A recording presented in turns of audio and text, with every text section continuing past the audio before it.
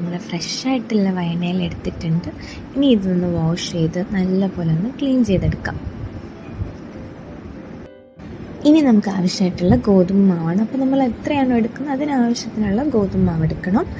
ഇനി നമ്മുടെ ഉള്ളിൽ വെക്കേണ്ട മിക്സാണ്. അപ്പോൾ നമ്മൾ ഈ ശർക്കരയെ നല്ലോണം മെൽറ്റ് ചെയ്തെടുക്കണം. പിന്നെ ആവശ്യത്തിനുള്ള കുറച്ച് ഏലയ്ക്ക അതൊന്ന് പൊടിച്ചെടുക്കണം. ഇനി ആവശ്യത്തിന് തേങ്ങയും കൂടി എടുത്ത് നമ്മൾ നേരത്തെ മെൽറ്റ് ചെയ്ത് വെച്ച ശർക്കരയില്ലേ അതും കൂടെ മിക്സ് ചെയ്ത് ഏലയ്ക്കയും കൂടെ ചേർത്ത് നല്ലോണം മിക്സ് ചെയ്തെടുക്കണം. അപ്പോൾ ഇതാണ് നമ്മുടെ മാവിൻ്റെ ഉള്ളിലെ ഫില്ലിംഗ് ഇല്ലേ, ഇതാണ് കേട്ടോ. നല്ല തിക്കാവാനും പാടില്ല, എന്നാൽ ലൂസാവാനും പാടില്ല. ഈ ഒരു കൺസിസ്റ്റൻസിയിൽ വേണം മിക്സ് ചെയ്തെടുക്കാൻ വേണ്ടിയിട്ട്. നമ്മളിപ്പോൾ കുറച്ച് നെയ്യും കൂടെ ആഡ് ചെയ്തിട്ടുണ്ട്. ഇനി നമ്മൾ ഈ ഇലയിൽ കുറച്ച് നെയ്യിട്ടു. അപ്പോൾ എല്ലാ ഇലയിലും അതേപോലെ നെയ്യിട്ടിട്ടുണ്ട്, കാരണം നന്നായിട്ടൊന്ന് ഒട്ടിപ്പിടിക്കാണ്ടിരിക്കാൻ വേണ്ടിയിട്ടാണ് കേട്ടോ.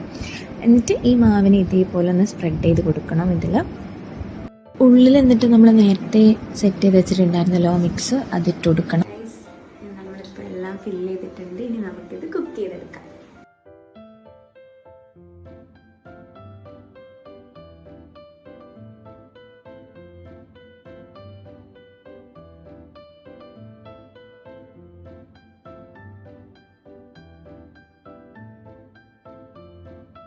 എല്ലാവർക്കും ഇഷ്ടപ്പെടുന്ന ഒരു സിമ്പിളായിട്ടുള്ള റെസിപ്പിയാണ്. അപ്പോൾ എല്ലാവരും ട്രൈ ചെയ്യണം.